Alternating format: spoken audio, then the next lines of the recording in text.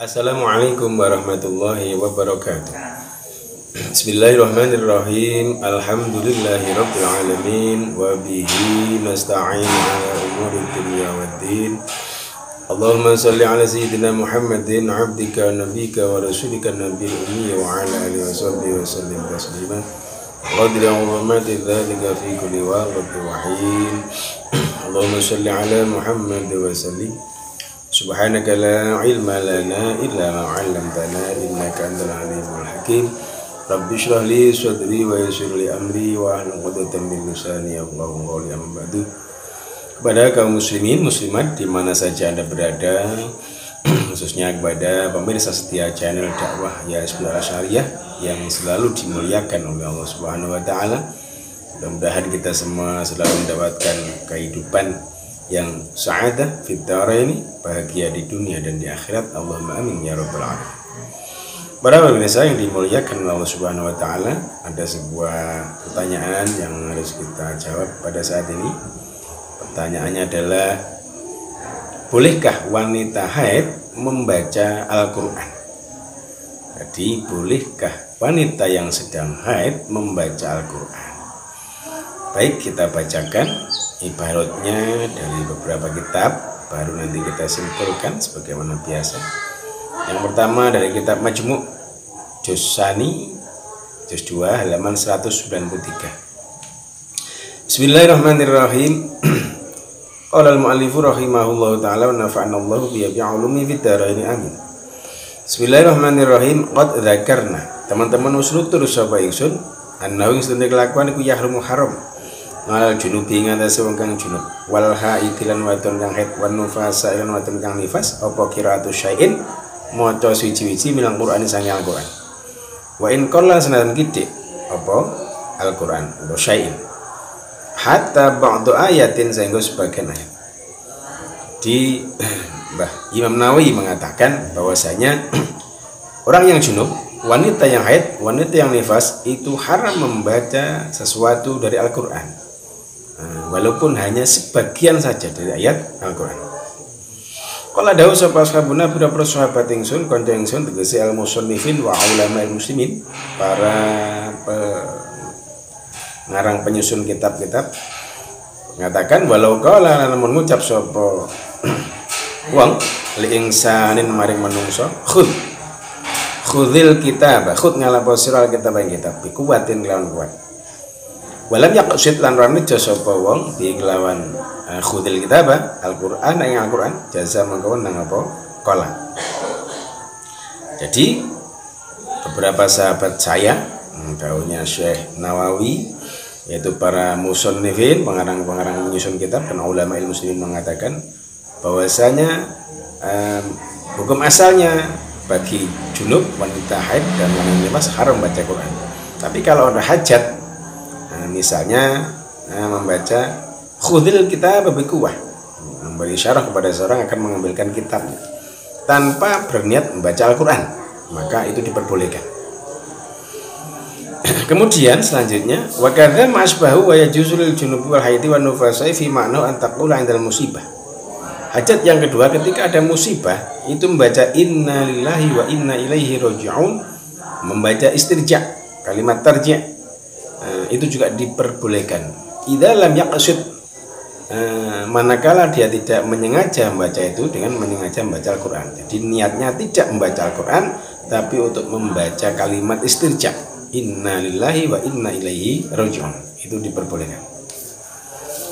Kemudian hajat selanjutnya adalah untuk orang yang mengendarai kendaraan, membaca doa subhanalladzi sakhkhara lana hadza wa ma kunna lahu muqrinin, itu juga diperbolehkan, dengan catatan jangan menyengaja membaca Al-Qur'an, membaca doa atau zikirnya.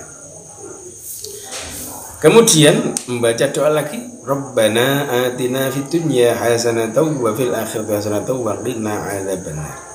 Itu juga diperbolehkan asalkan dengan catatan jangan menyengaja membaca Al-Qur'an. Itu beberapa. Jadi pada asalnya mayoritas atau jumhur ulama mengharamkan, tapi ada beberapa hajat yang diperbolehkan dengan catatan tidak menyengaja membaca Al-Quran. seperti membaca kalau ada musibah inna lillahi wa inna ilaihi raji'un. Kemudian ketika mengendarai kendaraan baca subhanalladzi sakhkhara lana hadza wa ma kunna lahu muqrinin wa inna ila rabbina lamunqalibun. Dan baca doa sapu jagat rabbana atina fid dunya hasanatan wa fil akhirati hasanatan wa qina adzabannar. Itu juga diperbolehkan. Kemudian kita padu dengan keterangan dari kitab Al-Fiqhul Islam. Di sini dikatakan bahwasanya orang yang haid dan nifas itu haram membaca Al-Quran, memegang Al-Quran dan membawa Al-Quran. Berdasarkan Al-Quran surat Al-Waqiah ayat 56 579. Bismillahirrahmanirrahim. La yamassuhu illal mutahharun. Tidak memegang Al-Quran kecuali orang-orang yang suci. Kemudian hadis Nabi mengatakan la taqra'ul haidu wal junubu syai'an minal Quran.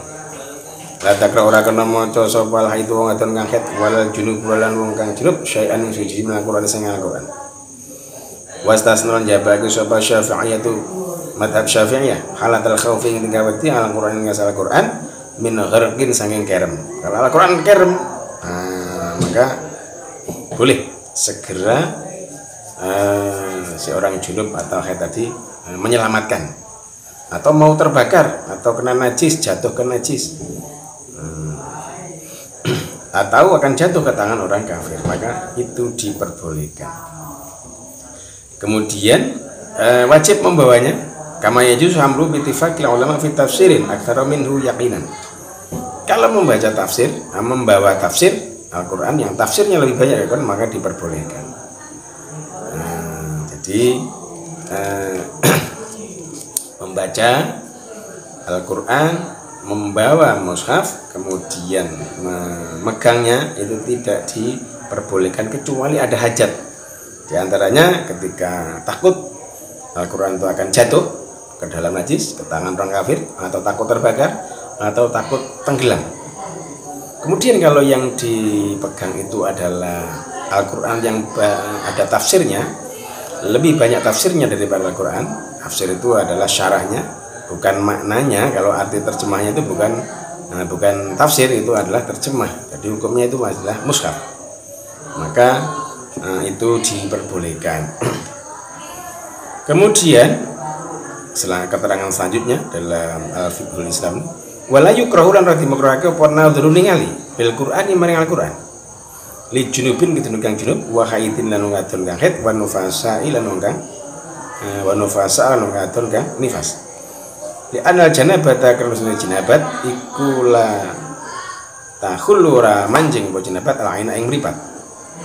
Bagi wanita barisa orang yang junub, wanita yang haid dan nifas itu tidak dimakruhkan untuk melihat Al-Qur'an. Kenapa? Karena hadas jenabat itu tidak masuk ke dalam mata, alasannya seperti itu. Kemudian yang selanjutnya masih dalam kitab Al-Fiqhul Islam wa Adilatuhu. Ini dijelaskan lakin ajaza, tetapi membolehkan sopal malkiyatu wong kaum bangsa madhab Imam Maliki. Al muktamati ngatas kang muktamat lil haidi kedune wadon kang haid wan nufasa ilan wadon kang nifas. Apa qiraatul Quran, membaca Al-Quran ngan dhuhri qalbin saking gegere ati. Artinya membaca dengan tidak melihat, artinya menghafal. Ila batang kita idam, kecuali setelah sakwise pegote gete haid wa qabla ghuslan sadurunge aduse wadon. Jadi madhab Malikiyah ini kaulnya muktamad membolehkan wanita yang junub dan nifas, wanita yang haid dan nifas itu membaca Al-Quran, asalkan membacanya tidak dengan melihat Al-Quran, membaca hafalan. Jadi itu adalah diperbolehkan. Kemudian ini kita padu dengan kitab Bujairomi juga. Wa yakhillu lan halal liman kedene wong untuk kira kang den sifati saman dan tutur saman. Tegese wanita wadon kang haid lan nifas lan junub apa adzkarul Qur'ani pira-pira zikiran Al-Qur'an wa ghairu halan yani adzkarul Qur'an. kama wa'idhi kaya pira-pira pitutur Al-Qur'an. Jadi membaca Al-Qur'an untuk memberikan mau'idhah hasanah itu diperbolehkan. Wa akhbarin pira khabari Al-Qur'an. Ada berita-berita dalam Al-Qur'an, khabar. Wa ahkamuhu lan pira-pira hukum Al-Qur'an. Wa akhbaru akamu. Menjelaskan tentang hukum-hukum Al-Qur'an. Mengajar mungkin lah because di Qur'anin, tetapi dengan catatan tidak menyengaja membaca Al-Qur'an. Because di dzikrin au atlaqa, menyengaja dzikir mawon atau dimutlakan. Seperti tadi sudah kita singgung ketika naik kendaraan baca subhanallahi sakharlana hadza wa ma kunna lahu muqrinin. Kemudian ketika musibah membaca kalimat istirja, maka itu diperbolehkan. Jadi baiklah, kesimpulan, wanita yang haid apa boleh membaca Al-Qur'an? Jawabannya, wanita yang haid itu diperbolehkan membaca Al-Qur'an dengan catatan satu, membacanya fi dhahri qalbin, membaca tanpa melihat mushaf, jadi membaca dengan hafalan. Nah, ini madhab Malikiyah, kaulnya Mu'tamad. Ini bisa untuk jadi jalan keluar bagi para hafidhah, para kaum perempuan yang menghafal Al-Qur'an, bisa membaca melalarnya sambil menghafalkan Al-Qur'an. Jadi diperbolehkan menurut madhab Malikiyah dengan catatan membaca dengan hafalan, tidak membaca melihat ke dalam mushaf. Nah, ketika melihat mushaf itu diperbolehkan, tetapi ketika melihat mushaf tidak boleh membacanya di dalam hati. Ketika pas melihat Al-Qur'an, melihat mushaf, maka membacanya tidak boleh disuarakan. Artinya membacanya fi qalbin, di dalam hati. Kemudian kalau ingin membuka Al-Qur'an, maka pilihlah tafsir Al-Qur'an yang ada tafsirnya dan diperkirakan tafsirnya lebih banyak, agar bisa untuk membuka Al-Qur'an. Jadi itu, jadi pada hukum asalnya mayoritas ulama mengharamkan wanita haid membaca Al-Qur'an. Tapi kalau ada hajat seperti yang sudah disebutkan tadi, misalnya membaca doa seperti membaca Fatihah, maka itu diperbolehkan dengan catatan jangan berniat membaca Al-Qur'an.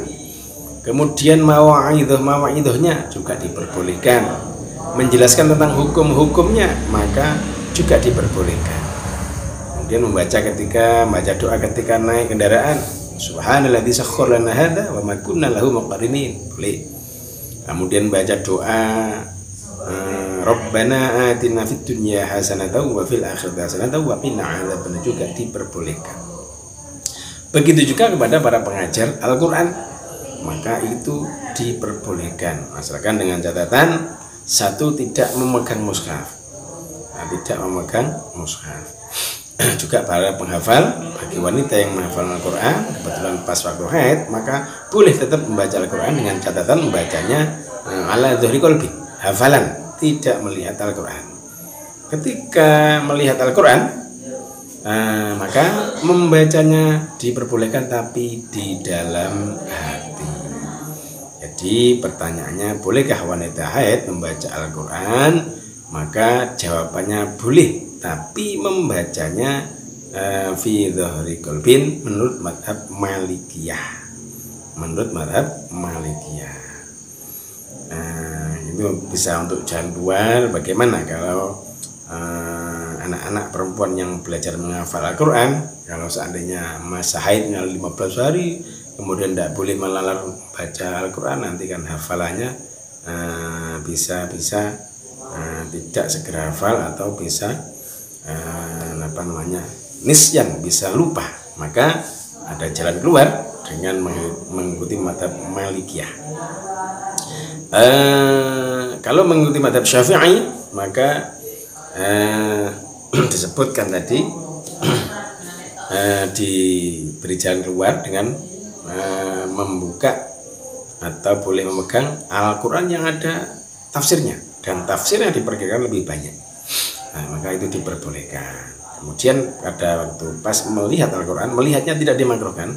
Cuman kalau pas melihat Al-Quran, maka membacanya di dalam hati.